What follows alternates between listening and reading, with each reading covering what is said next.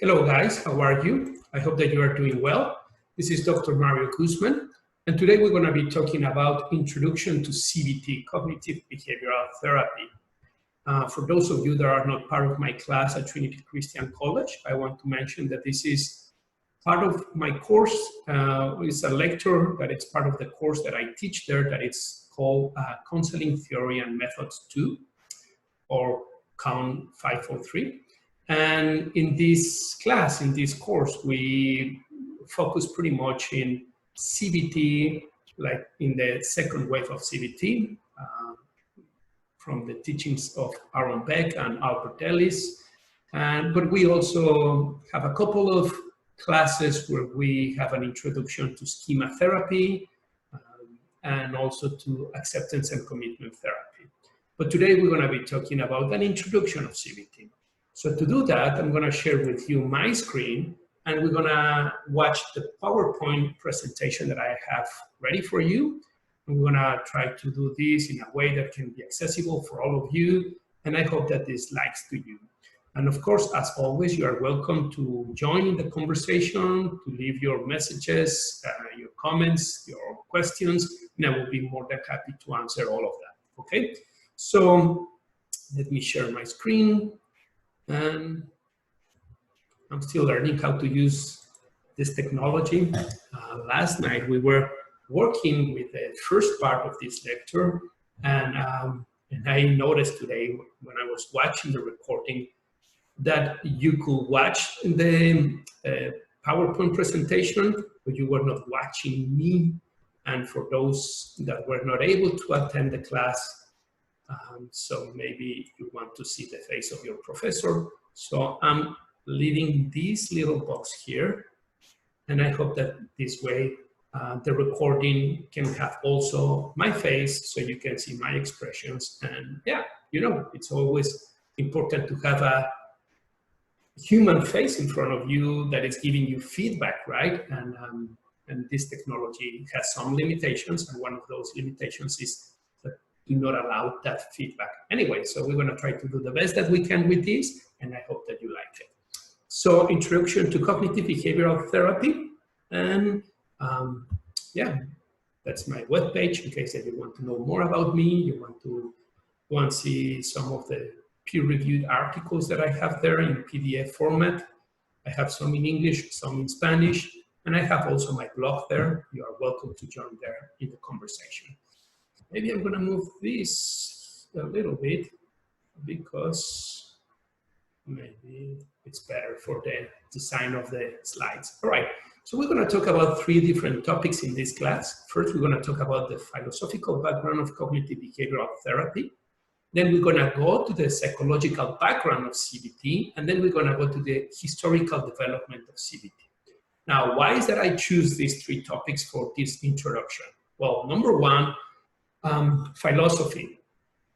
It is very unfortunate to see psychologists, psychiatrists, counselors in general, that they don't have a good understanding of philosophy, and especially of the philosophy that is behind of the type of therapy that they are using. This is the result of many different variables, I will say. Perhaps we, the professors, we have a responsibility on this because we are not making the emphasis that the students learn and understand better the philosophy that is behind the different therapeutical models. And why is this important? Well, it is important for two reasons. Number one, each model has a different philosophical approximation or background. And this philosophical approximation helps that model, that theory, to have a theoretical framework, a philosophical framework that helps to understand better the process that we're going to be trying to work with our clients. So every theory has at least three different objectives. Objective number one is how human development happens. Objective number two, how mental health happens. And with that saying, also how mental disorders, mental suffering, human suffering happens. And number three, how can we work with that human suffering, and how can we promote a better mental health in our clients, right? Now, you have seen that it is the perspective of what is and what is not a problem. How do we develop those psychological problems, and how do we treat those psychological issues is different from one theoretical school than from other.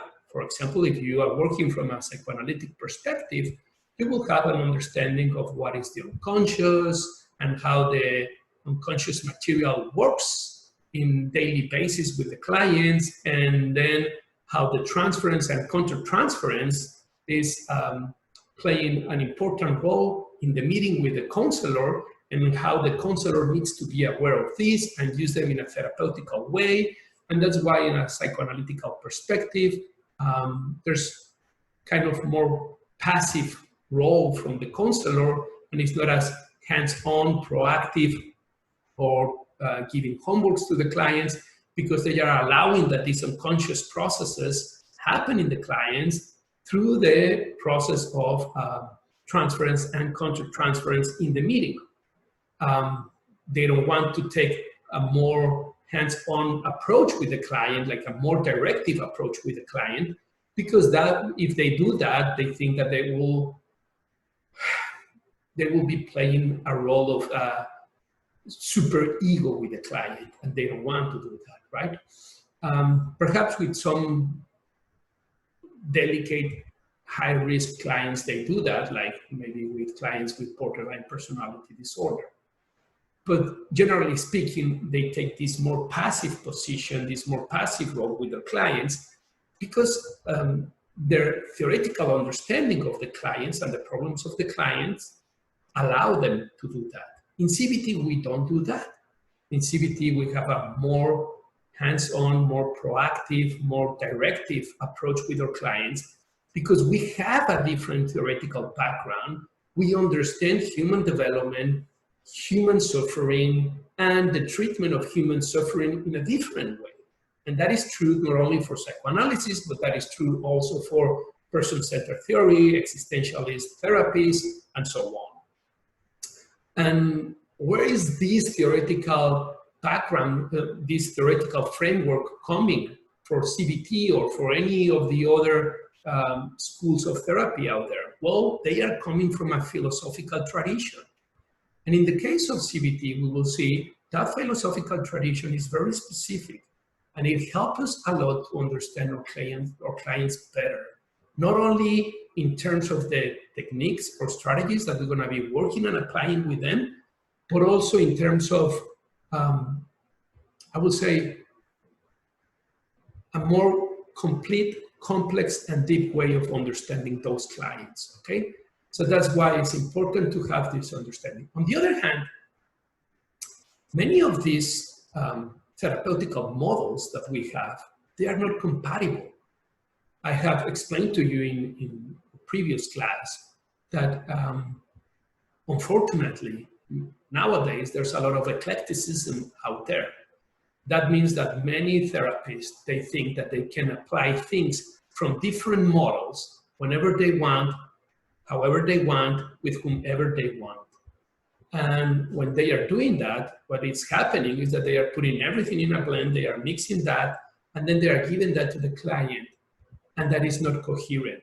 Something that you want to do when you are working with your clients is to maintain coherence from the beginning to the end of your treatment, from the assessment that you are doing with your client, for your case conceptualization, for your treatment formulation, to every single meeting that you are working with them. To keep coherence, the best way that you can do that is get attached to one model that you want to work with that client. So if you want to work with CBT with a client, do your case conceptualization with a CBT formulation, same thing for the treatment formulation, and same thing for every single meeting. Perhaps you're going to be asking like, well, but what about integrative models? Well, that's different. We need to have in mind that eclecticism, honestly, in my opinion, I think is malpractice, because there's no philosophical or theoretical framework that helps you to understand your client better, and therefore help the client to understand himself or herself better, and applying the strategies that can be useful for their particular situation. But on the other hand, the integrative models, such as Schema Therapy, for example, or dialectical behavioral therapy, they are a good way to go. But the difference between integrative models and eclectic models is that in the integrative model, they do have a framework. There's a theory behind. In that theory, what the authors have done is that they have do their part doing the research, understanding what are the theoretical components or elements of different theories that can be integrated, that can help us to have a coherent understanding of our clients. And at the same time, what are the strategies, techniques that the different models use, and that can be also combined in a coherent way with our clients, and then trying to bring that in a very specific way on how to work with those clients. So having said that, integrative models such as Schema Therapy, or let me bring this book to you guys in a moment.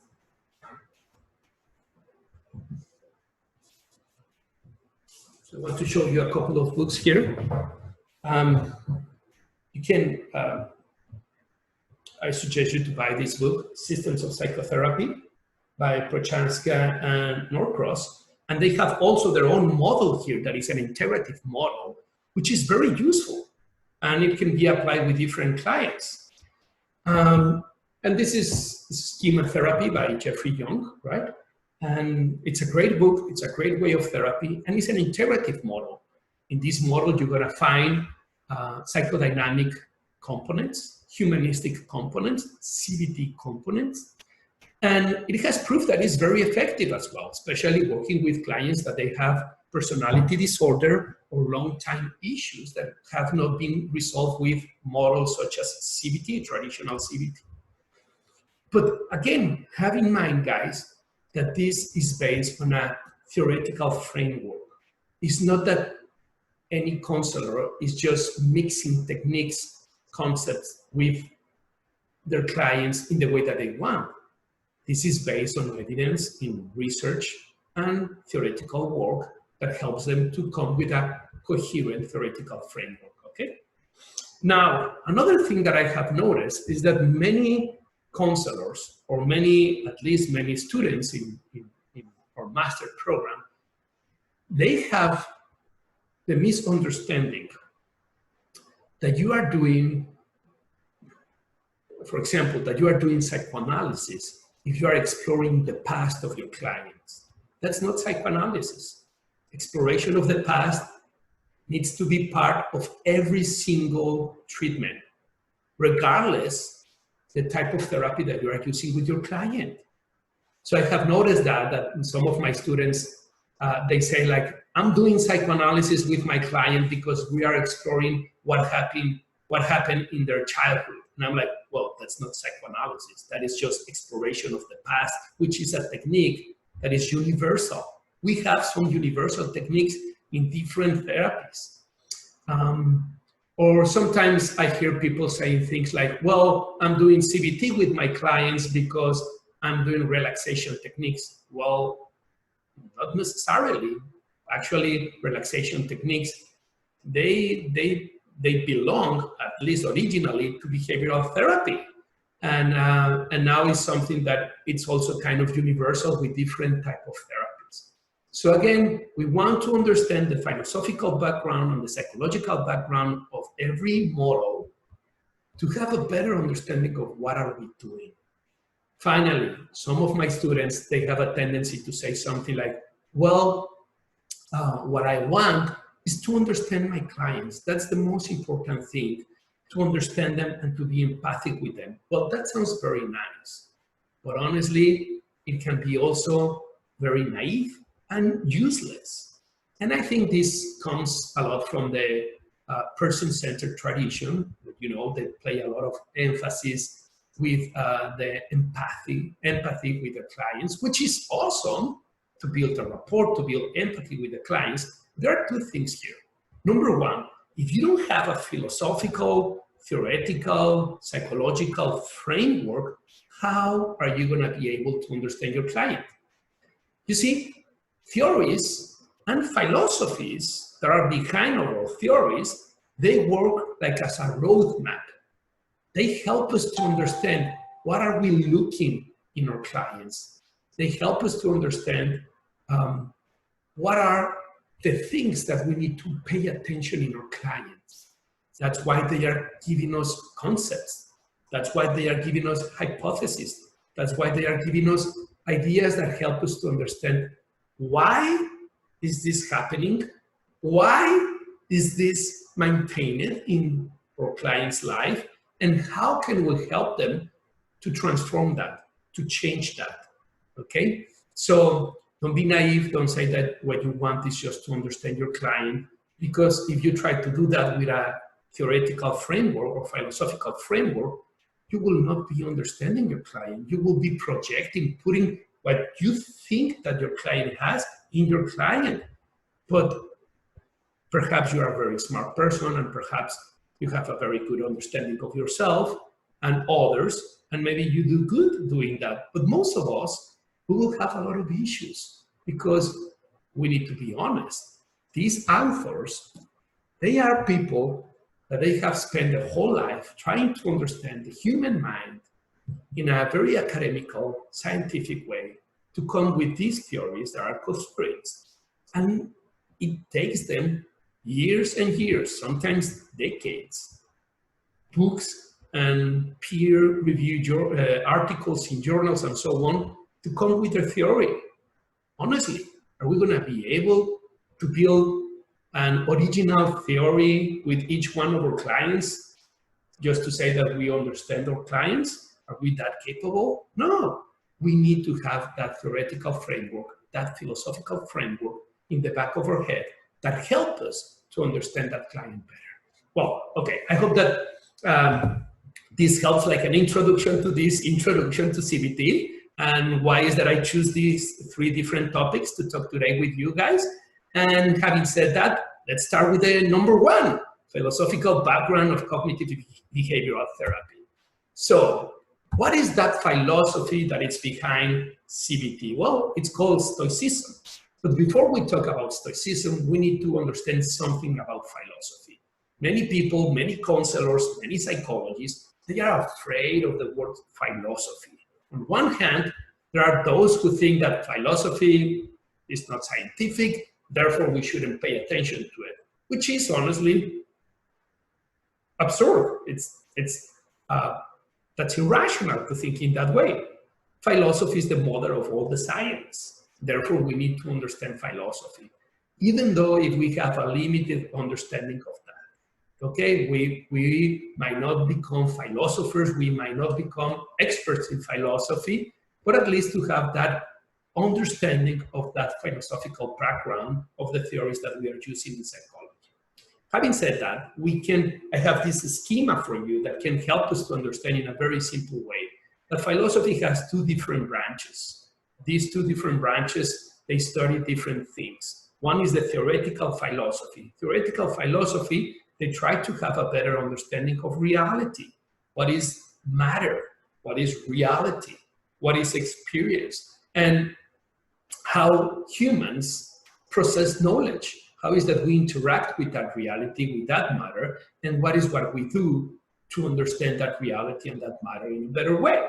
Okay, many people, when they listen to this type of philosophy or studies of philosophy, they get kind of scared.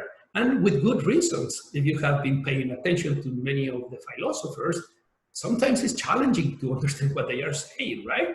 They come with ideas that are complex, with concepts that are not common for many of us, and therefore we can feel threat, and we can think like, I better will not pay attention to that. But that is a mistake. Guys, you need to try to introduce yourself to understand these theories in a better way, little by little. The more that you study it, the more understanding you're gonna get. and the better counselor you're going to become. Now, the other branch in philosophy is the practical philosophy. That's the area of philosophy that studies and works with two different areas, very important areas. One is human thinking and behaving. Why is that we think and behave in the way that we do? Why is that we conduct ourselves in society, in community, with others in the way that we do? And number two is the ethics and politics. So you will see philosophy, psychology, I need to say this in that way, psychology belongs to philosophy. For almost, 19th centuries, psychology was embedded in philosophy. But it was in the 19th century that psychology started becoming like a more independent discipline and trying to have their own identity. We are still dealing with that. We are still dealing with what is the identity of psychology. If you ask, for example, to a behaviorist, he's going to tell you that psychology is the science that studies behavior, and that's it. The observable behavior that you can measure. If you go and you ask to a neuroscientist, he's going to tell you psychology is the science that studies human brain processes, and that's it. If you go with a psychoanalyst, he's going to tell you, well, psychology and psychoanalysis in that sense is the study of the unconscious content that has a role in the daily life of the person. If you go with that CBT, he's going to tell you, well, it's behavior, but it's also cognition, right? So it's challenging. And then if you move to other areas of psychology, for example, social psychology, they're going to tell you, oh, psychology is the study of the social components or the social influence in the individual's life. And then we have educational psychology and so on, and political psychology, criminal psychology, and we could continue. What I'm saying here is we're still dealing with what is really our identity. And now, I will say we are living in a time that things are changing as well, because psychiatrists, they are having also their own issues, right?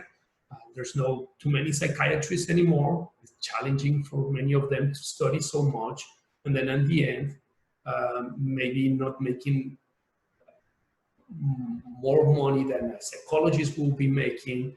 And many of them are saying like, what's the point to going to medical school and so on? I'm going to move to psychology. And then in psychology now, there are places that you can get a license to prescribe medicines as well. So they are like, maybe it's convenient to do that. But then we have another variable there.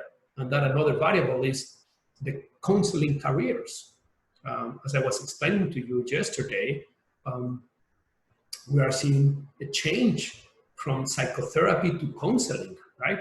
And now many people are using this concept, this word of counseling instead of psychotherapy, because it has become like an independent profession, like an independent discipline, which is not really independent because it belongs 100% to psychology. But maybe this is what happened with psychology and philosophy 200 years ago, right? Now maybe we are seeing that, and counseling is trying to get their own identity and to say, I'm just going to get focused in treating human suffering. And it's growing and growing everywhere for several reasons. On one hand, is because we are having an epidemic of mental disorders. Depression and anxiety is going up and up and up. That's important to think about it. Maybe in another class we should spend some time in trying to understand why is that we have so much technology, why is that we have all this social media, why is that we have all these big cities like here, Chicago, and people are feeling more lonely and more anxious than ever, right? There's an important thing there to study. Anyway, but because those situations are growing, the career of counseling is growing as well. And on the other hand, you can become a counselor with a master's degree. You don't need to go to a PhD, or you don't need to go to a medical school, as The psychologist will have to go to the PhD, or the psychiatrist to the medical school, right? And you can make pretty much the same at the end, like, I mean, in the income, right? You can make pretty much the same figures at the end. So that's why it's growing so much, and it's building their own identity as well. Having all that in mind, I'm going to go back to this, what I was telling about philosophy. Sorry, guys, I'm moving to a different direction. But yeah, well, having that in mind, this area of practical philosophy that studies human thinking and behaving also studies the ethics and the political life. And this is what is more important for us as a counselors, because we're going to be working precisely with human thinking and human behavior, and we're going to be working with ethics. Our clients come to us and they present to us ethical problems. Should I get divorced or not? Should I get a lover or not? Should I be honest at my job or not? Should I present myself with the authorities or not, because I'm a molester? Should I don't know, should I quit my job because I notice that they are doing things that are illegal? Many of our clients are coming with these ethical issues to our practice, and you will see some of them, that's the root of their mental disorder. For example, people can experiment high levels of social anxiety if they are working in a place where they feel that they do not belong, and where they think that what is happening there is against their values. I'm thinking, for example, a person who has the value of solidarity, community, as one of the most important values. And then it's working in a company that they are kind of egotistic. They don't care about solidarity, they don't care about community, they only care about profits, making money, and they are asking that person that he needs to work in that direction. With the time, that person will feel that it's betraying their own values. Anxiety is going to be present, perhaps also depression. And they can go with us and we can work with them. We can apply all these CBT treatments for anxiety or for depression, and for sure they're going to get benefits from that, but maybe they will not get the full recovery of their problem, because we need to understand what is the root of that problem, and maybe the root of that problem was an ethical problem. Okay, so that's why it's important that we can understand this. Okay, having this in mind, let's move to the following one, and I'm gonna move this box a little bit so you can see the whole schema that I have here.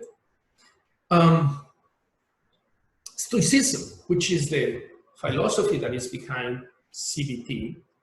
Stoicism also has a theoretical element and a practical element. But Stoicism has become famous, or has an important role in the history of philosophy, not as much for the theoretical approaches, but for the practical approaches. They were very well known in both in the past and in the present for their ethical teachings and for their practical teachings on how to cope with adversity, how to face difficult times in life, but also in how to have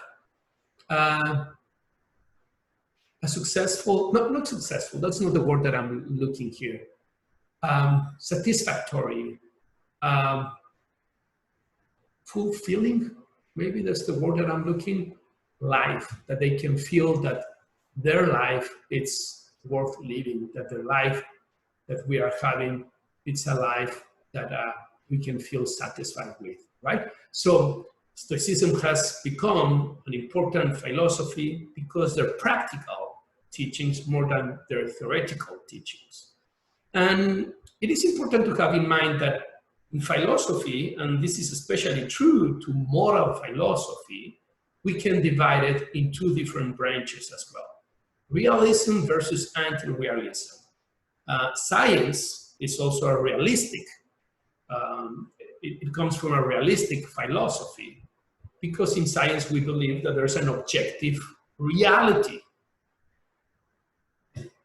You will see there are many people saying that there's no such thing as a one truth, right? But multiple truths. Well, that's opposite. That's opposite, or that's different from what, in a realistic perspective, we understand. In a realistic perspective, we do understand that there's one reality, and therefore there's one truth out there. However, because humans are limited, both in our capacities, abilities, and also in our willingness, we cannot have a full understanding of that reality and that truth. What happens is that we have partial, limited understanding, appreciation of that reality. Therefore, we need methods that help us to have a better understanding of that. And that is very, I would say that's a very easy to understand, or that's like a very obvious statement, because we know that we have cognitive biases, and those cognitive biases, they are interfering with the way that we perceive reality. It's not that we cannot see reality, but it's that we have both limited senses and cognitive biases that do not allow us to see reality in the full extent. So therefore, we need a method, and that is a scientific method that can overcome our limitations, both our senses and also our cognitive biases, and give us a better understanding of that reality. But as we know, in the scientific method, we also believe that even with that method, we cannot have a full understanding of the reality.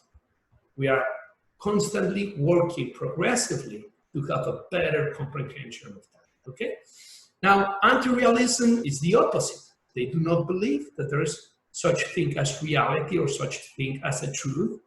What exists, it's only opinions. What exists is only perceptions. What exists, it's only the experience of the individual. Now, I have nothing against of including the experience of the individual. That's phenomenology, right? Phenomenology is we're going to have in mind the objective truth, the objective reality, but also the subjective experience of that reality. And we're going to try to understand how they two get combined and how that is impacting the individual's life. And that's what we have to do in counseling.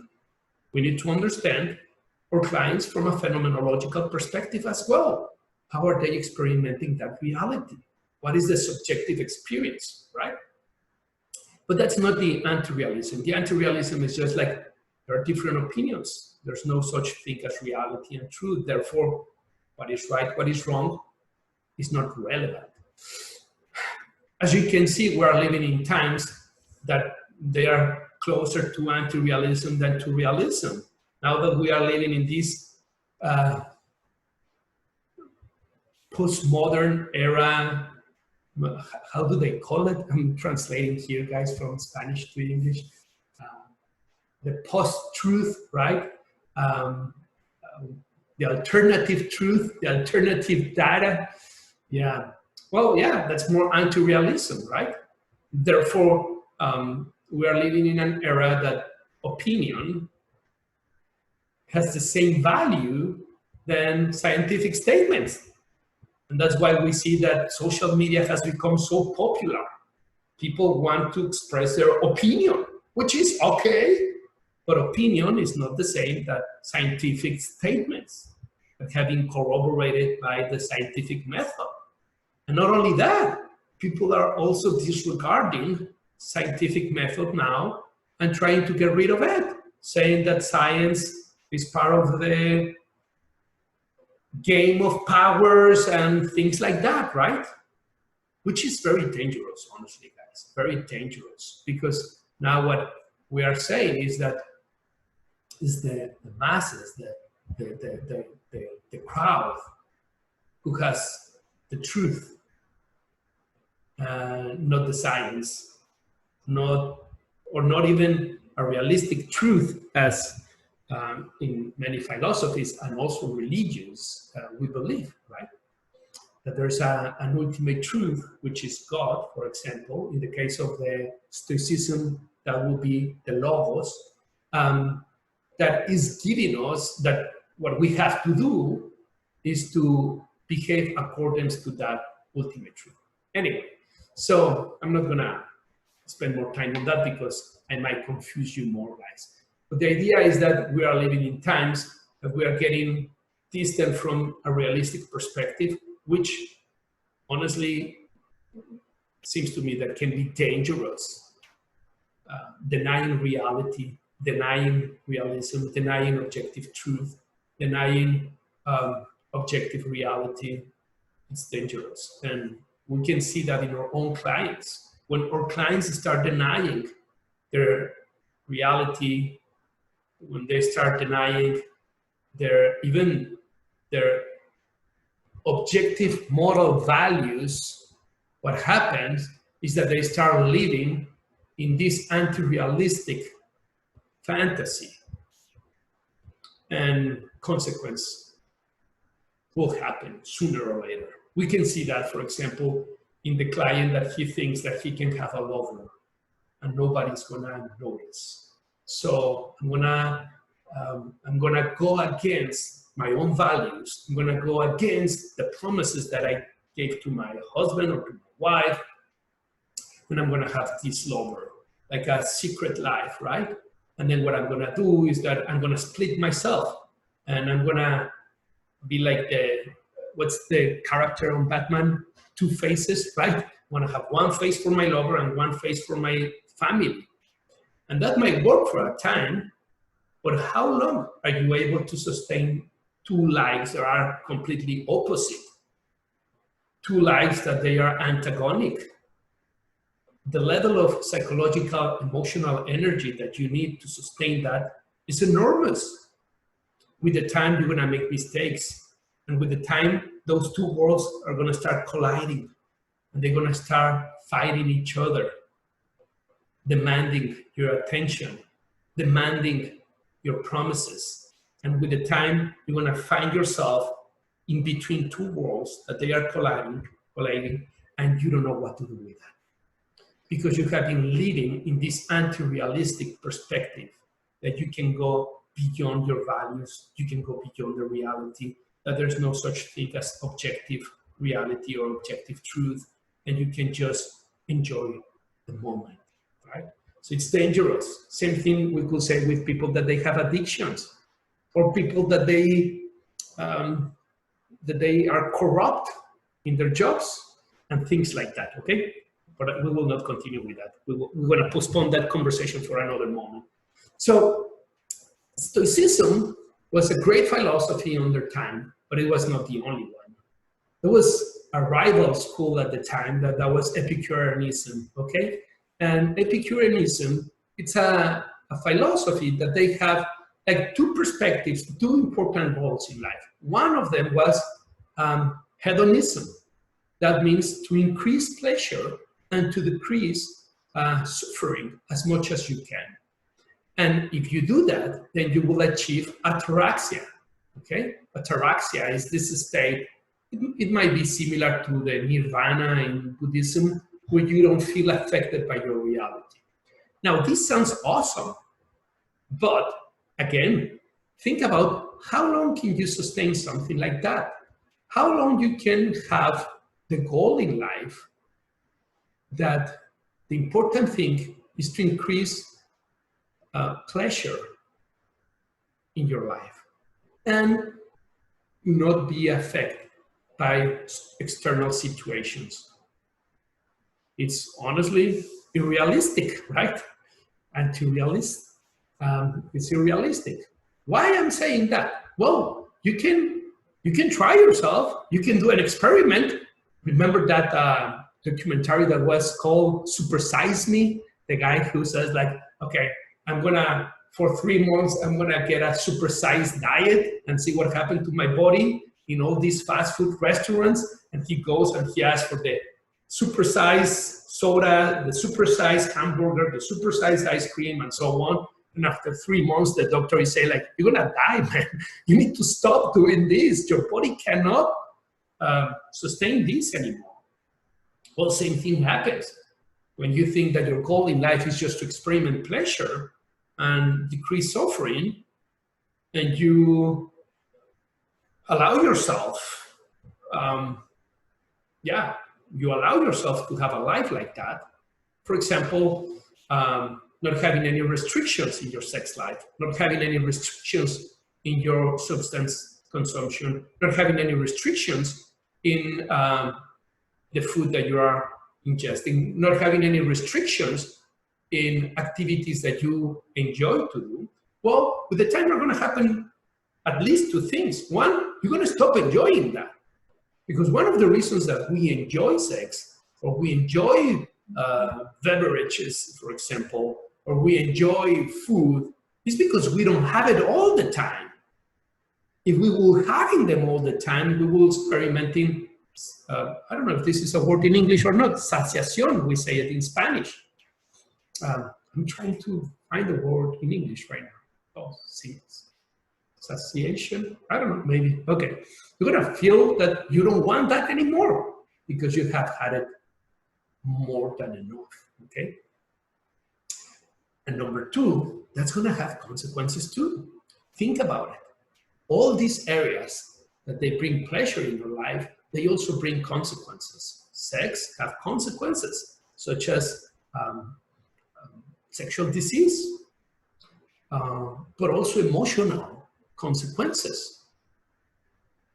People can feel used. People can feel not appreciated. People can feel that they have been treated as an object. People can feel emotional emptiness if you are just using your body to have physical pleasure, because our mind doesn't work like that. Our mind cannot dissociate itself. Our body and our mind are connected, interconnected, and our mind cannot dissociate emotional experience. So sooner or later, that person is going to have emotional consequences as well. Food, we are seeing the epidemic of obesity that we have in Western civilization. Terrible. Substances, what about that epidemic as well? Terrible. So suffering will come sooner or later if your life is based only in what this Epicureanism was promoting, right? And ataraxia, the idea that I'm not going to be affected by external situations, that's nonsense. Sooner or later, you will be affected. G.K. Chesterton, great Christian writer, he says that the difference between Christianism and Buddhism can be noticed in their temples. If you go to a temple, a Buddhist temple, you will see that their saints, they have these faces, right?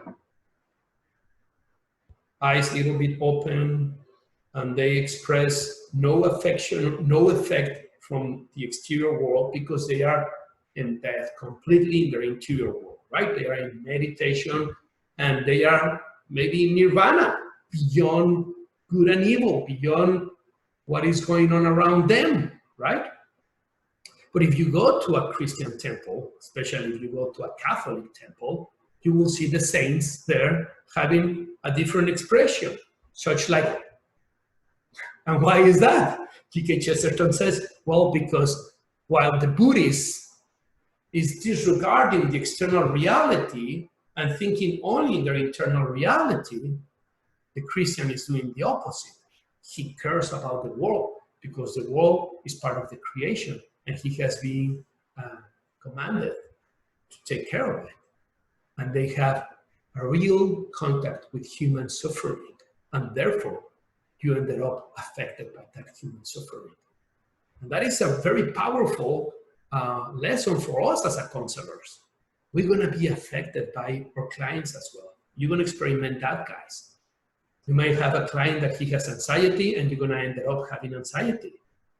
You may have a client that he has depression and you may end up also experimenting some depressive emotions. Or you may have clients that they come with very challenging, difficult cases and you will feel affected. That was true for me when I was working with molesters, for example. It was very difficult to take that. Or when you work with family violence, it's very challenging to see that too. Or when you work with clients that they are suicidal, they leave your office and there's an atmosphere of nihilism where you can feel the vacuum, the emptiness there. So yeah, so in that sense, G.K. Chesterton says Buddhism is a selfish approach because it's about you being beyond good and evil, being beyond suffering or pleasure, being completely embedded in your interior life.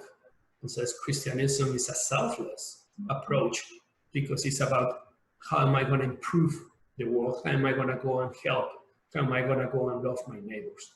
Now, if that happens or not in reality, that's a different story, right? Every person has to work to be coherent in that sense. Well, Stoicism, in that sense, they don't believe in this idea of hedonism because they are like, just tell me one thing, you Epicureans. Do you have control of life? Do you have control of reality? Haven't you seen that one day you can enjoy and the next day you can suffer? Haven't you seen that one day life can be as you were expecting and another day completely upside down? You cannot base your satisfaction, your happiness, just in pleasure because you don't have control of that. Now, Stoics are all about that. What can you control and what is outside of your control? And Epictetus, in his great book that is called Enchiridion, which I strongly suggest you to buy it. Enchiridion is a Latin word that means like handbook, something like that. And in his first page, he says, what are the things that I have control and what are the things that I don't have control of? And he says, those things outside of my control are politics, are environment, are what other people do, what other people think, what other people say, what other people behave, the weather. And he even goes to say, my own body. People who have had heart attacks or strokes, they know about that. If you're having a heart attack, you know that you don't have control of your body. And he says, well, then what are the things that I do control? And he says, the way that I react to all that, the way that I choose to react to all that. And that is the most important lesson, I will say, in Stoicism. You have to pay attention to the things that are under your control and not the things that are out of your control. Because if you pay attention to the things that are out of your control, you're going to suffer. But if you pay attention to the things that are under your control, then you will experiment happiness. And Stoics, they go even beyond and says, and you can do that regardless of external situations. You can be poor or rich. You can be a slave or you can be an emperor. That's not the important thing. The important thing is how are you going to react to that? And with this, is not saying that being a slave is a good thing or being poor is a good thing, which being an emperor, not necessarily is a good thing, guys. Or being rich, not necessarily is a good thing. Many people suffer because they have money or because they have power. We have a tendency to idealize that, but having power and having money can be a problem as well. What they are saying is, regardless your external condition, you need to think on how are you going to react to that. And to react to that, they say, well, you need to have in mind that there's a natural law. And that natural law means that if you work Against that, if you behave in opposition to that natural law, you're going to make your life miserable. You need to live according to that natural law. And to live according to that natural law is going to make your life better. And that's going to help you to cope with the adversity. Okay? I'm here in the first box on my right hand, maybe it's your left hand, where it says natural law and coping with adversity. But then what else you have to do? Well, you have to work in your 4 cardinal virtues. They consider, this was taken from Plato, well, taken by Socrates, but in the dialogues of Plato, the idea of 4 cardinal virtues, which is courage, temperance, justice, and wisdom. And if you live your life according to those 4 cardinal virtues, then you're going to develop something that they call it eudaimonia, which is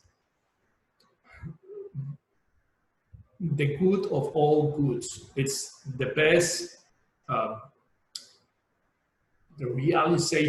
best realization of human beings, I would say, something like that.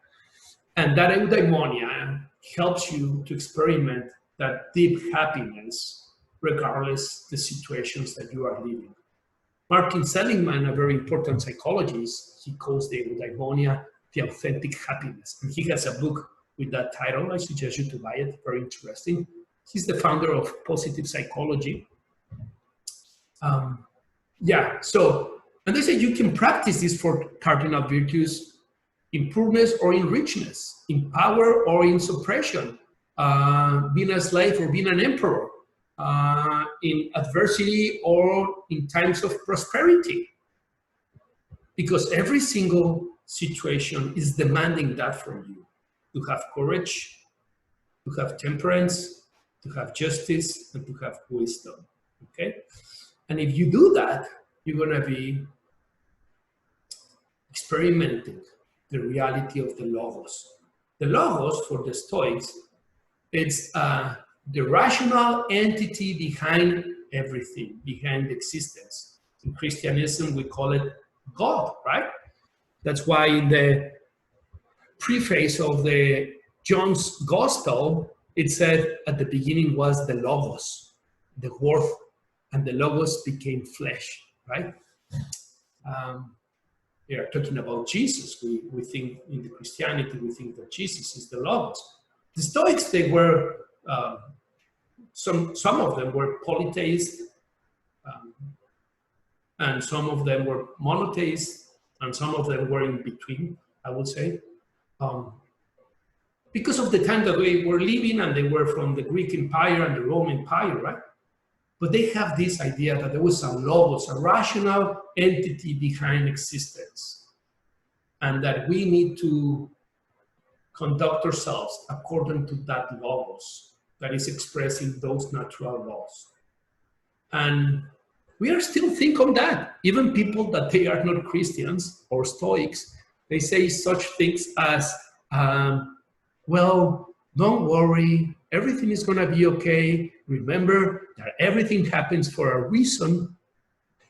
What they are saying implicitly is that there's reason behind existence. That things are not the result of random.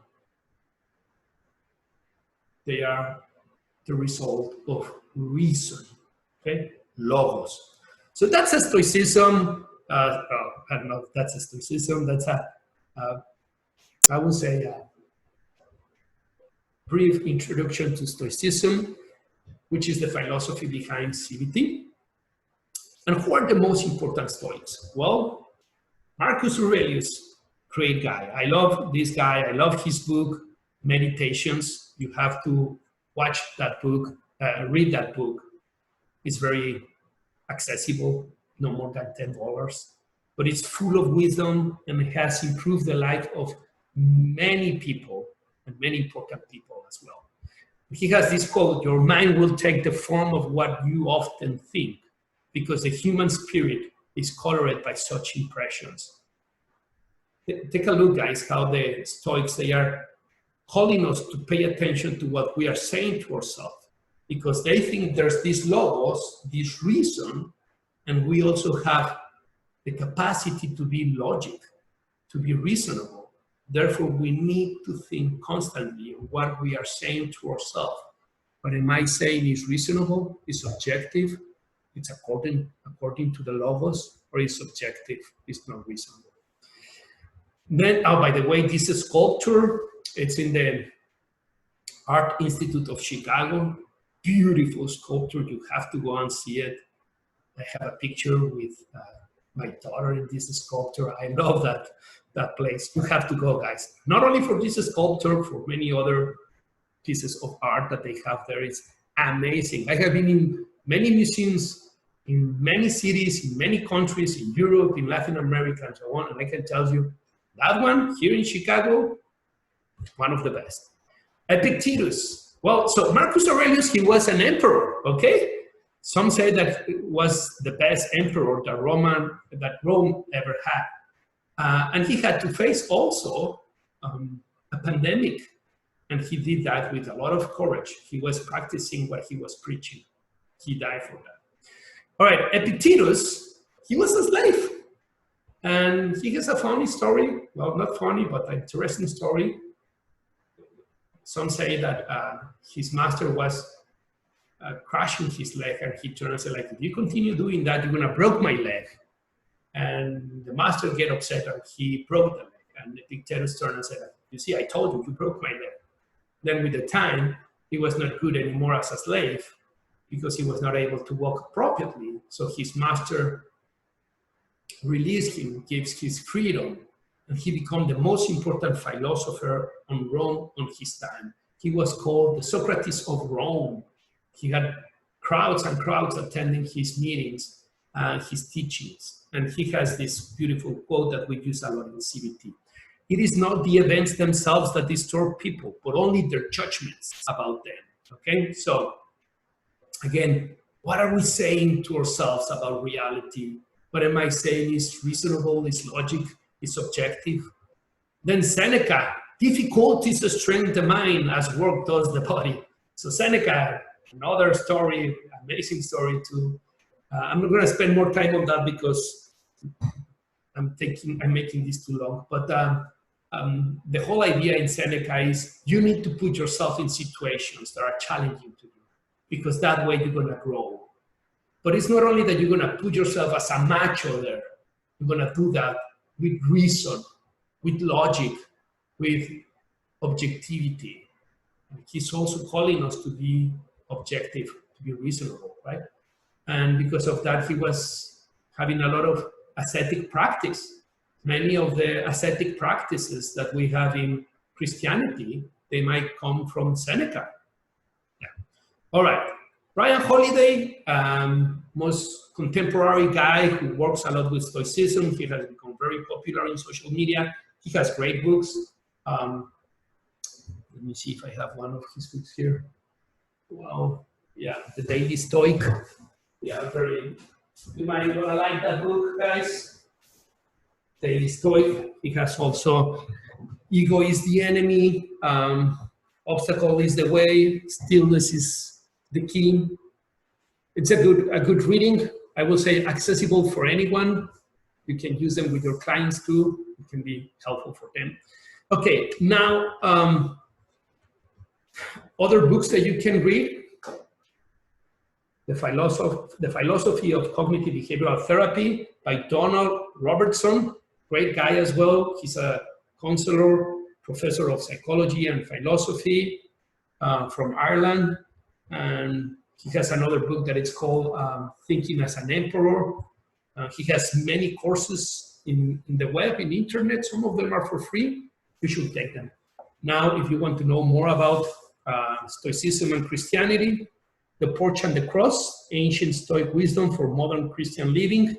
And there's also a thesis, a master thesis done by a guy. I will share that with you later on, where he explores more the relationship between Christianity and Stoicism. Okay, I'm gonna leave this link in the comments in the video, in the description of the video, and I'm not gonna play it here because then YouTube is not gonna allow me to publish this video, okay? But you can just click and go there. It's a good video, short video that it's gonna give you a summary of what is the Stoicism. All right, so let's move to the second part of this conversation, that is the psychological backgrounds of CBT, and let's see what you think about it. First, behaviorism. So behaviorism is like the grandfather, I would say, well, like the father of CBT, the grandfather of the three wave of CBT therapies. And yeah, well, behaviorism is based on two very important concepts, okay? First is the classical conditioning, and then the operant conditioning. As you may remember, classical conditioning was discovered by Pavlov while he was working with digestive processes with dogs in Russia.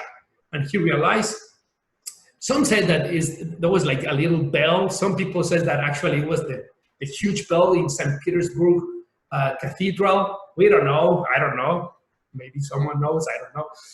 But the thing is that he identified that when the sound of the bell was playing, at the time that he was providing food to the dog was salivating and he was conditioned, right? Then he stopped providing the food, and with the sound of the bell, the dog was still salivating. Okay, so classical conditioning, you have studied this in Psych 123 and 101, I guess.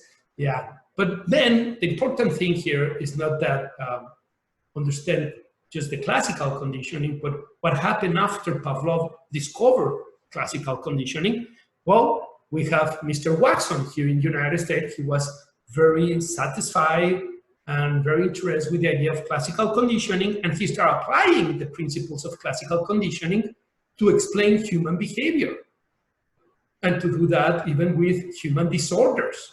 And he has a very famous and also cruel experiment that it's called the Little Albert experiment, right? where he get conditioned to a baby, actually a little baby, to experiment anxiety, fear, terror to bunnies. And what is interesting is that he proved that classical conditioning, it's a good explanation for human behavior. But what is unfortunate is that he didn't show or explain how to reverse the process. So we don't know what happened to that little Albert.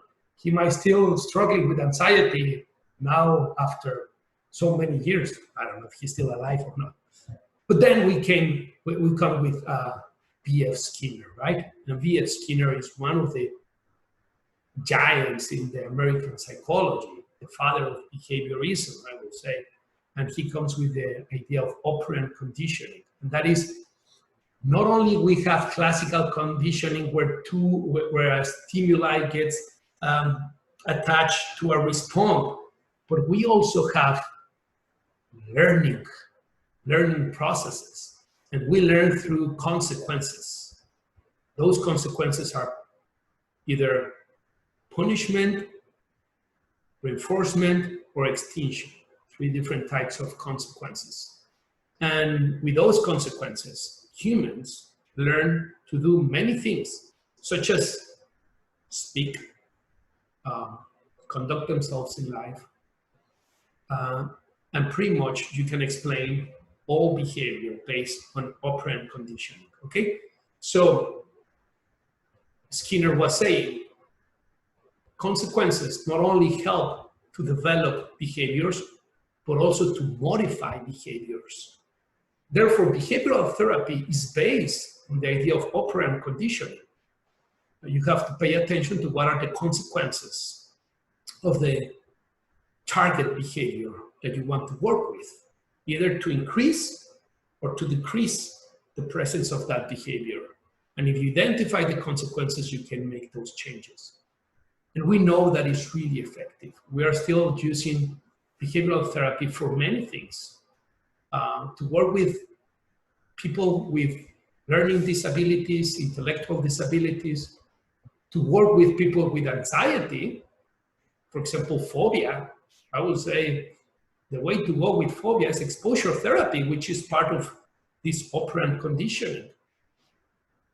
We use them also training dogs, training animals in general. We use them also in school with the reward systems that we have in school. We use them in society.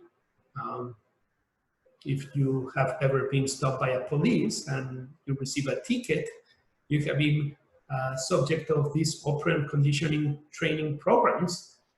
We use them in the military everywhere, sometimes implicitly, sometimes intentionally.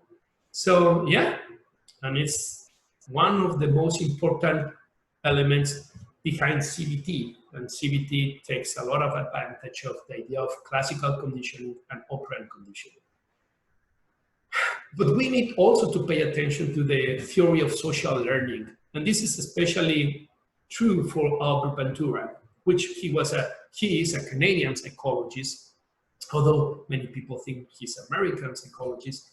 He's originally from Canada, and if I understand well, he's working at Harvard or Stanford.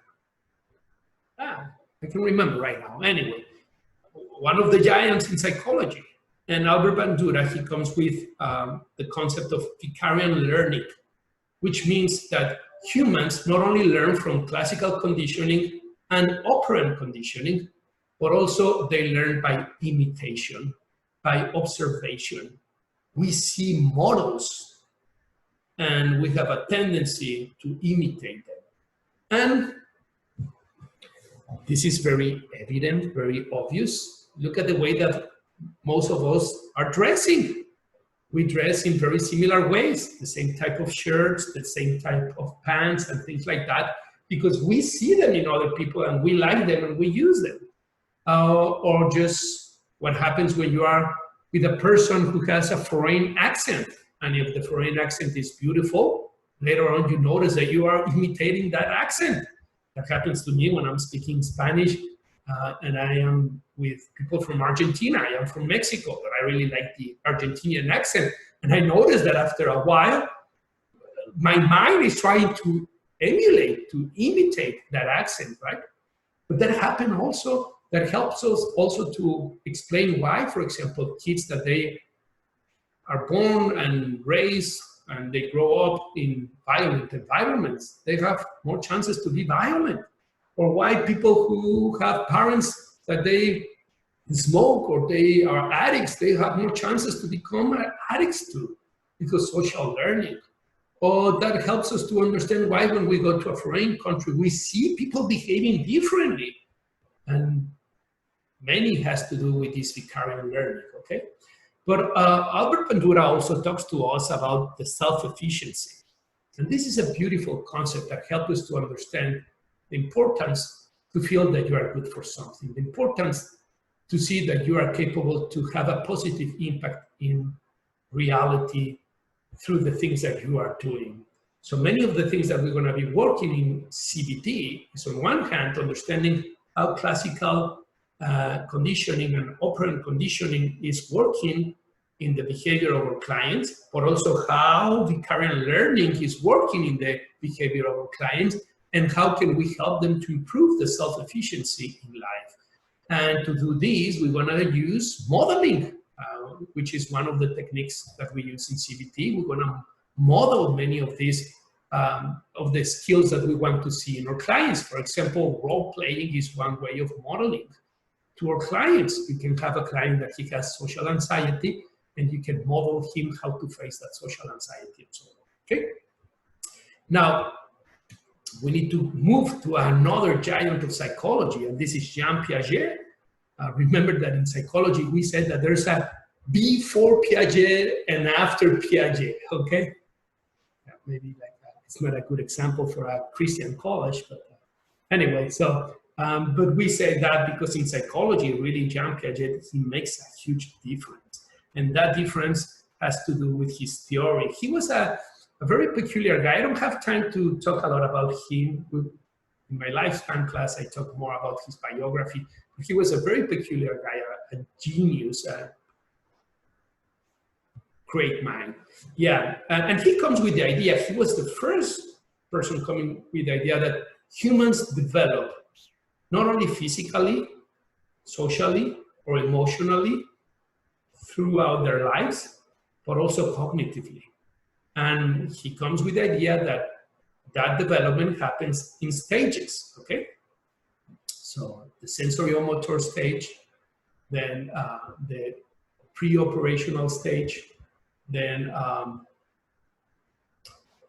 formal operational stage, and post-formal operational, that's a new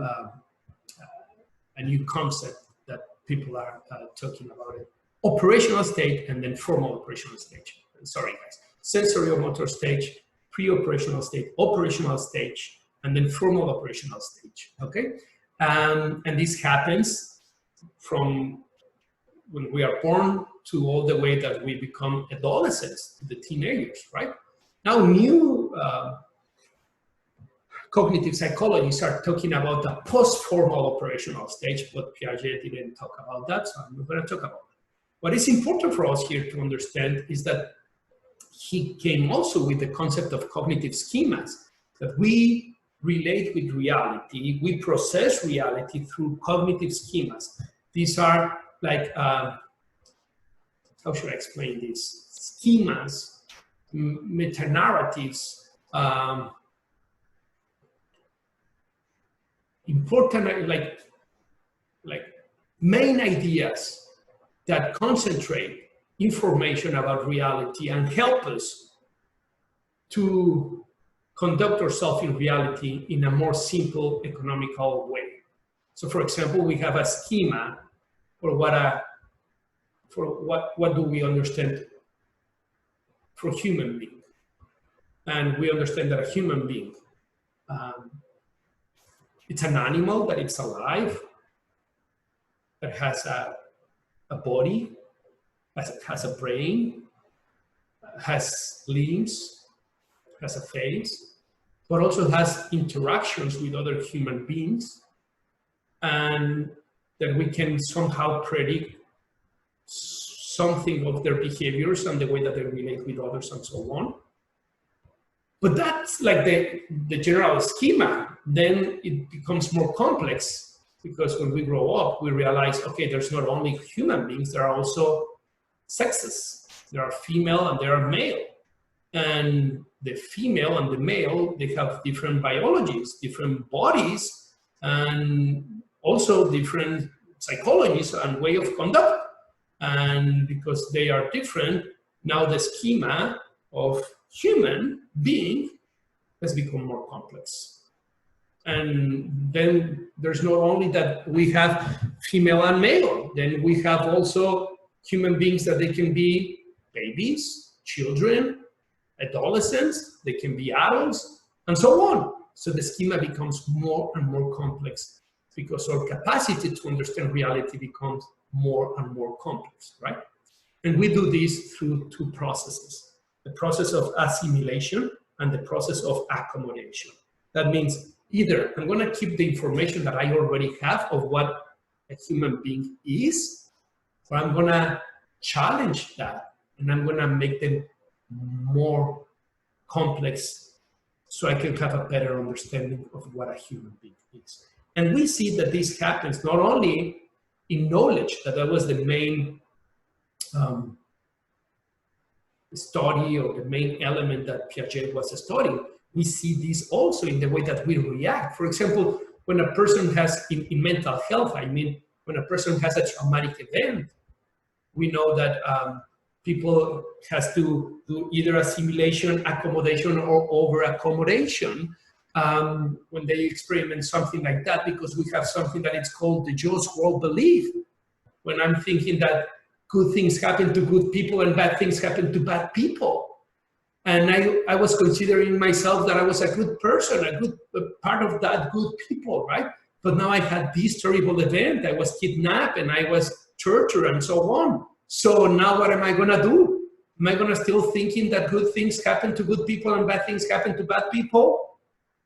Therefore, I am a bad person and I deserve that?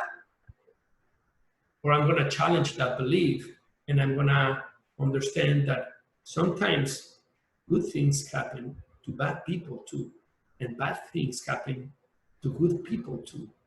And that what happened to me is not because I am good or bad person.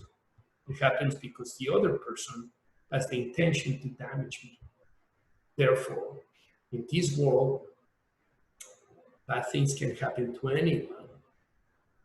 And it's not because that person deserves that, but because there are people with intentions to provoke suffering in others.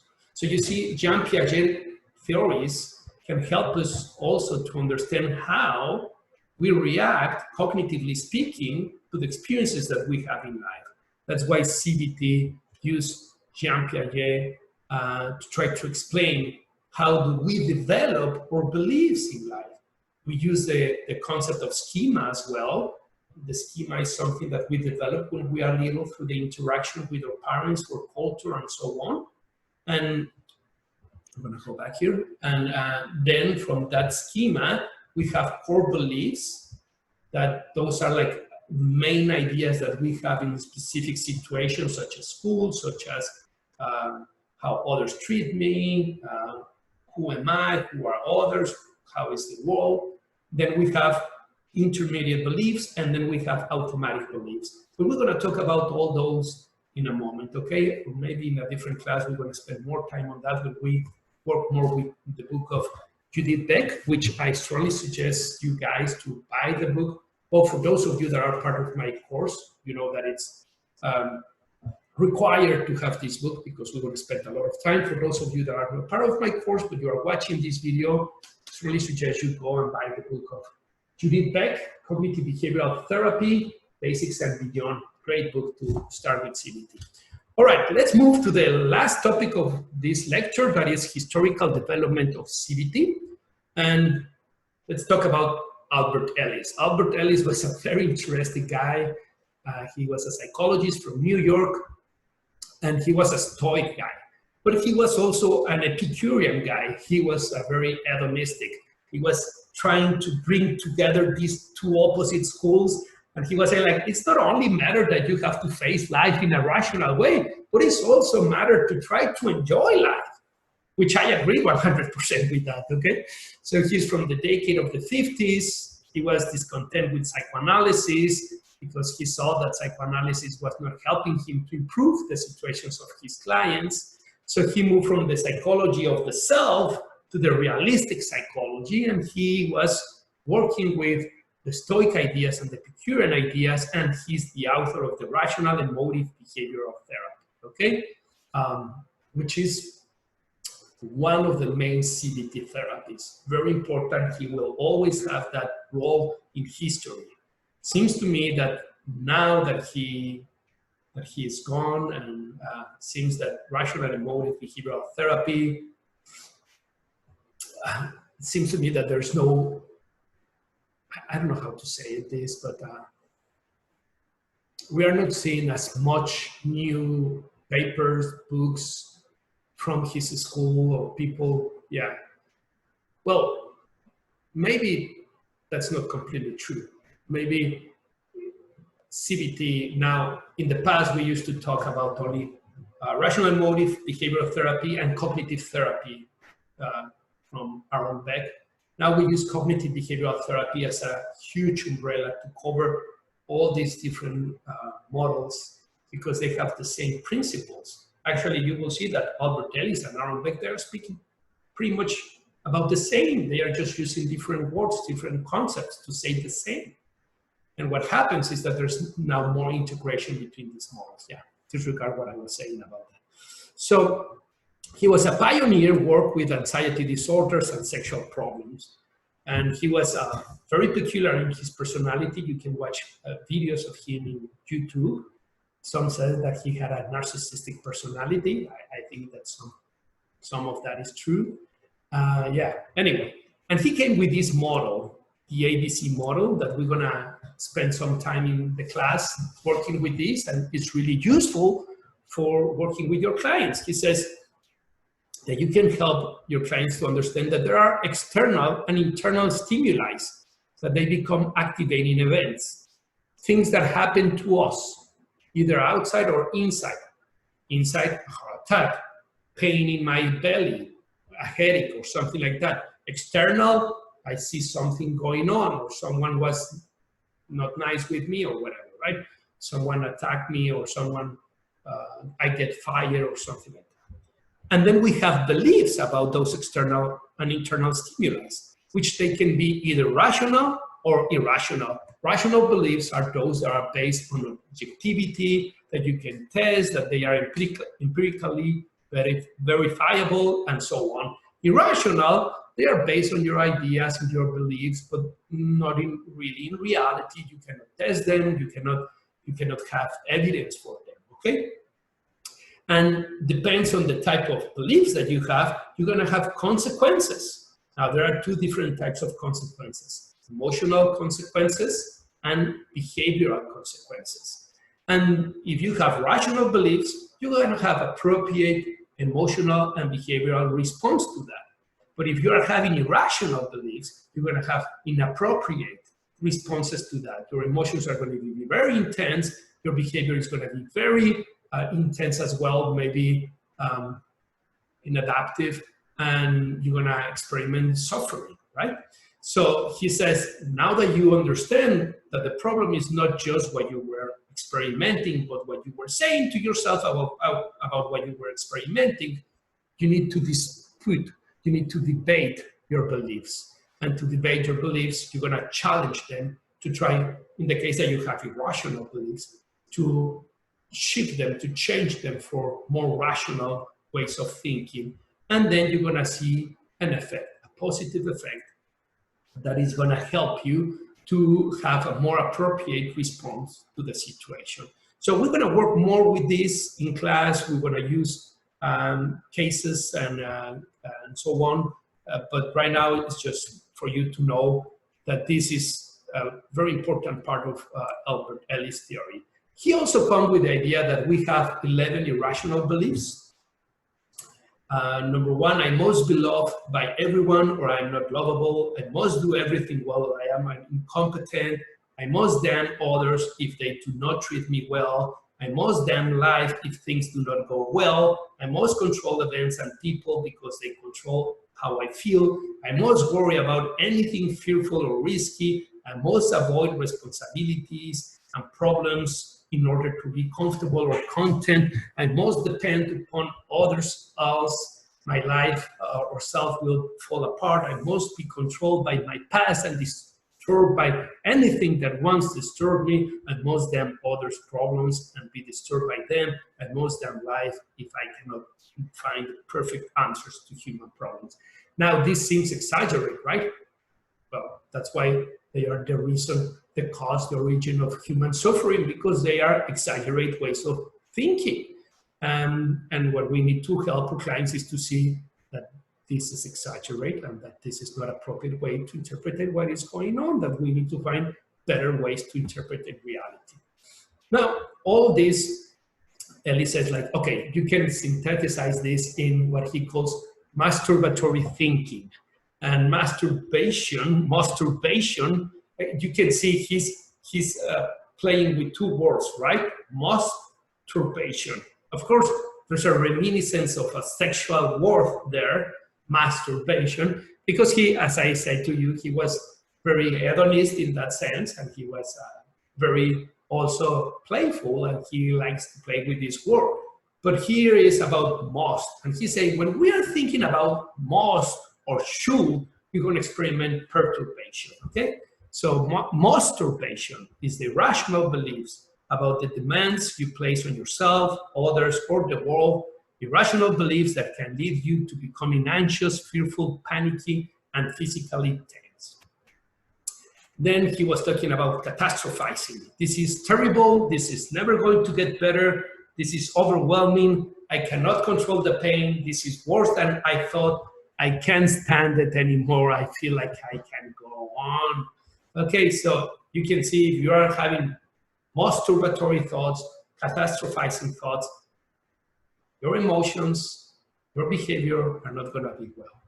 All right, and then, so what is the whole idea of the debate? For him was like very important, like the main goal of a therapist in Ellis' perspective was to debate the irrational beliefs of our clients so they can learn to debate by themselves. So confrontations Interpretations and refutations can weaken the client's irrational beliefs and forces, such as defense mechanisms, and allow patients to become more rational and emotionally healthy. So don't raise your voice, improve your argument. That's Desmond Tutu, right? And that's what we want to tell our clients. You know, okay, I understand this was painful for you, but we need to think this in a different way so you can do something with this. Now, some have criticized Albert Ellis for the lack of empathy. I don't know what to say about that, but I would say that generally speaking, CBT therapists, we pay a lot of attention to empathy. We try to be empathic with our clients, but also we want to help them to confront the reality, to confront their beliefs with the reality. Because if you are just empathic with your clients, you are not helping them. Anyone can be empathic. You can go with a friend, have a coffee, and he can be empathic, but that's not really going to help you to face and solve your problems. So to finish with Ellis, he has this quote. He says, "The best years of your life are the ones in which you decide your problems are your own. You do not blame them on your mother, the ecology, or the president. You realize that you control your own destiny." So this can be cognitive dissonant for many of you in the times that we are living of such turmoil and such social changes going on, right? But one of the things that Stoics and CBT therapists believe is that, yes, it is important to work for the commonwealth. It is important to work for the common good, and that society can be more just and tolerant and inclusive, and any adjective that you want to use. However, that's not going to happen if we don't work with us first. For the Stoics, for the CBT therapists, it is very important to understand that you need to start working with you, that you need to start working on building those 4 cardinal virtues that we were saying: courage, temperance, justice, wisdom, both to you and to others, to work with the way that you are thinking, and to take responsibility of your life. Because how are you planning to change the world if you are not able to change your own world, your own life, your own experience? And if you really want to have a positive impact in society, you're going to be able to do that once that you have assumed the responsibility of taking care of yourself, of changing your life, of doing what you have to do to be a good person.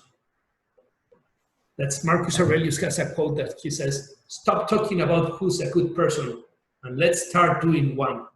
Let's start being one." So yeah, you need to be a good person. You need to work in you before you want to go and change the world. Otherwise, how do you know that you are not just acting out in your complaints with society, what you have not been able to solve with you? And think about it. Life is not just, and life is not easy. Christians, we believe that paradise has been closed, right? After Adam and Eve, and it's protected by 2 angels, 2 seraphims with swords of fire. So you better don't go there because you're gonna get killed. And we know that life is suffering. Not only Christians, Jews says that, also Stoics says that, and also Buddha says that. Remember the 4 noble truths of the Buddha? Number 1, life is suffering. Number 2, we suffer because we get attached. Number 3, we can stop suffering if we stop attachment. And number 4, to stop attachment, you have to conduct yourself with the octuple teaching of life.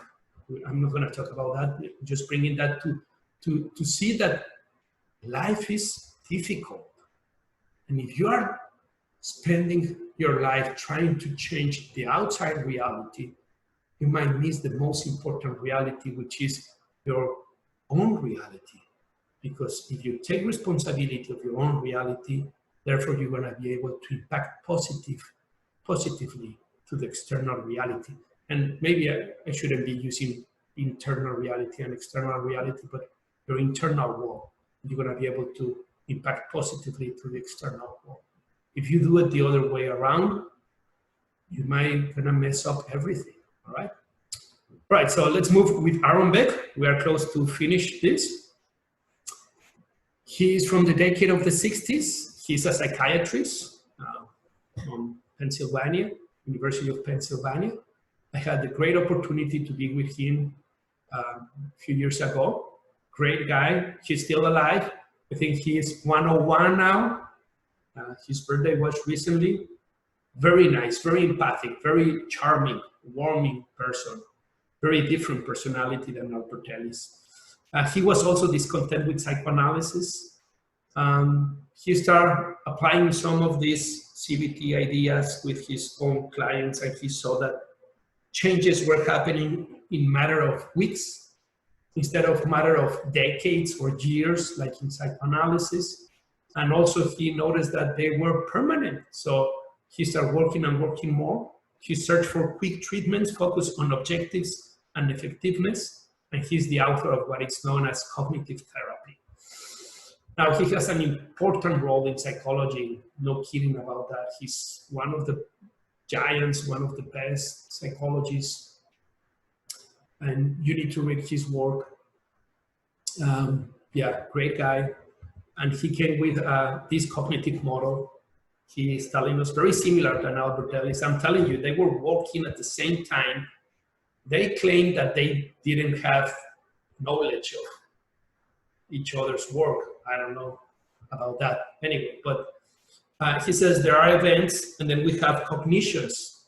He understands cognitions in a more complex way than Albert Ellis, he says, or thoughts, but also or images, and even our dreams are cognitions, okay? So you can do interpretation of dreams in CBT from a CBT perspective, of course. Then emotions, and then behaviors. And again, as Albert Ellis and all the Stoics, he's saying, you need to pay attention to those cognitions, because sometimes you can change events, and that's great, but most part of the time you cannot change. And therefore, your emotions and your behaviors are the consequence not of the events, or not only of the events, but also of the things that you are saying yourself about those events. Okay? I'll put this here. And he comes with the idea of cognitive biases. And he has, so far, there's like a list of 50 or 60 cognitive biases, but he was talking that 12 of them were like the most frequent that we can see in our clients, such as dichotomic thinking, all or nothing, tunnel vision, mind reading, fortune telling, labeling, what else? Hurdle measure bias, catastrophizing. Yeah, I'm including these links to you because I strongly suggest you to go and watch them. Great, great work they did with these videos. And I use them with my clients as a psychoeducational strategy. And it's a short explanation of what are these cognitive biases and these 12 more common cognitive biases. I also have an article about this. I'm going to include that link also in the description of this video. And you can download that article. You can use them with your clients. I'm going to share the link both in Spanish and in English, okay? And he has the idea that cognition happens in these different layers, these different levels. I already talked about this before. So we have cognitive schemas, core beliefs, cognitive biases, automatic thoughts, and then we have the events. And our thoughts, these all are connected, right? And are connected with those cognitive schemas. So the ultimate goal in CBT is to work with cognitive schemas. So we can help people to modify those early learning experiences that they had about themselves, about others, and about the world, okay? And he developed this idea of the cognitive triad. It's a way to explain how the cognition of the depressed clients works. This can be used not only with depressive clients, but also with other type of clients. He says we have a tendency to have views about the world, views about the future, and views about the self. And depressive clients, they think about themselves as I am an incompetent, I should have react differently, it is too much for me to handle, I feel damaged. You can see the cognitive biases there. About the world, they think the world is dangerous, people cannot be trusted, life is unpredictable. And about the future, things will never be the same. What is the point? I will never get over this. This is hopeless. Now think, if you were thinking in that way, would you not be depressed as well? So depression is a complex disease, but we know that pretty much all depressive clients, they have this way of thinking, and we need to help them to see that this is in the core of their depression, and if they change this, they might change their depression as well. And I'm leaving this link as well on how a CBT session looks like. This is with Judith Beck, the daughter of Aaron Beck and the author of the book that I'm suggesting to you. I'm going to also include the links about the all the books that I have been presenting here, so you can go and buy them in Amazon if you want. And I encourage you to watch this short video because it's going to help you to see that CBT therapists, we care about our clients. People say that we are not empathic. That's nonsense. We care about our clients deeply. But we take a more directive, more teaching position with our clients. And our clients, they learn techniques, strategies, concepts, and then they become their own therapists, their own counselors. And that's awesome because that's independence, that's freedom. Okay? All right, so I'm going to stop this. Now, I'm planning to upload this as a part of my class, but also I'm going to leave them open to anyone because my students are not here, they are not in screen, and I'm not talking about them, so I'm not crossing their confidentiality. I hope that you like this video, guys, for both my students and those who are not my students. And I encourage you to subscribe to my channel, to like this video, to leave your comments, and to share it with anyone that you think that might see benefit of this video. And well, if you are working already with CBT, share with me your thoughts about how it has been your experience with CBT. If you have not, if you are not there yet, I will strongly suggest you start with cognitive behavioral therapy, or even better, enroll in our program to Trinity Christian College, in our master program, and I will be more than happy to be your teacher there and to work with you this beautiful way of working with our clients, this therapy, which is evidence-based, it's effective, it's empathic, it's loving, it's awesome. It's not perfect. This is something that I say to all my clients. It's not perfect. Remember, all theories are wrong. It's just that we don't know how is that they are wrong or where is that they are wrong. It's just a question of time that we're going to find that they are wrong. And CBT is wrong, maybe partially wrong. I will not say completely wrong because it's really effective. But with this, we need to say it's not a panacea. It's not perfect. There's room to improve CBT, but there's no single theory, there's no single therapy or counseling method that is perfect. There are some that are more effective, some that are less effective. There are some that works better for some clients, and there are some that are better fit for some counselors than others. And that is important to have in mind. Which is the type of therapy that I feel more confident, more comfortable working with. And once that I identify that, I need to become an expert on that and to work with that with my clients. And that's why I suggest you to buy this book. It's going to help you a lot to identify all the different models. Very interesting. They present the same case, but how would you explain that case with psychoanalysis, with humanistic, with existential, with CBT, behavioral therapy, and so on, and then the techniques and outcomes and so on. So very good, especially if you are studying, if you are preparing yourself to become a psychologist or a counselor. All right, guys, I hope that you like this video. Best wishes to all of you, and thank you for your attention.